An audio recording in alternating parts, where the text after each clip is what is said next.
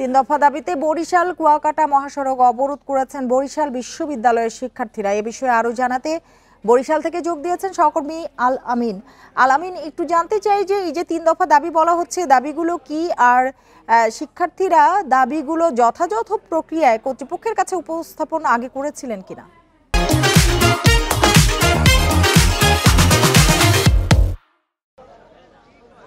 এই শিক্ষার্থীরা যে দাবিগুলো করেছেন সেগুলো কিন্তু দীর্ঘদিনের একটি দাবি। শিক্ষার্থীদের এই দাবির প্রেক্ষিতে কিন্তু এর আগেও বরিশাল কুয়াকাটা মহাসড়ক অবরোধ করা হয়েছিল এবং এরপরে শিক্ষার্থীরা বিভিন্নভাবে কিন্তু তাদের এই যে বিষয়গুলো এগুলো জানান দিয়েছিলেন।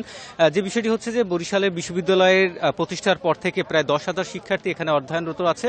এই 10,000 শিক্ষার্থীদের জন্য যে অবকাঠামোগত যে উন্নয়নগুলো রয়েছে সেগুলো কিন্তু এখনো হয়নি, যার ফলে কিন্তু শিক্ষার্থীরা বারবার এই দাবিগুলো জানিয়ে আসছিলেন।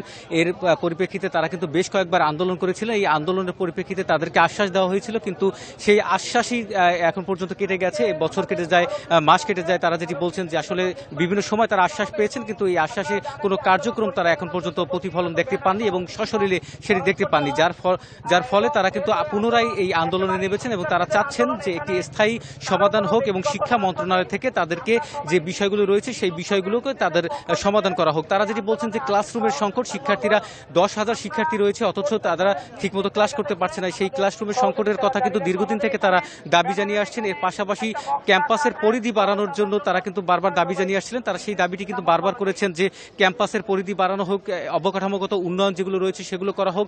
পাশাপাশি যে পরিবহন ব্যবস্থা, শিক্ষার্থীদের পরিবহনের জন্য যে বাসগুলো রয়েছে সেগুলো কিন্তু বরিশাল বিশ্ববিদ্যালয়ের নিজস্ব বাসের সংখ্যা কম রয়েছে। এগুলো কিন্তু বিআরটিসি যে বাসগুলো রয়েছে সেই বিআরটিসির বাসগুলোকে কিন্তু শিক্ষার্থীদের পরিবহনের জন্য ব্যবস্থা নেওয়া হচ্ছে।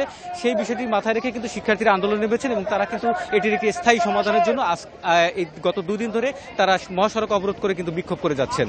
তো এই ছিল আমার কাছে বরিশাল থেকে কথা হচ্ছিল সহকর্মী আল আমিনের সাথে।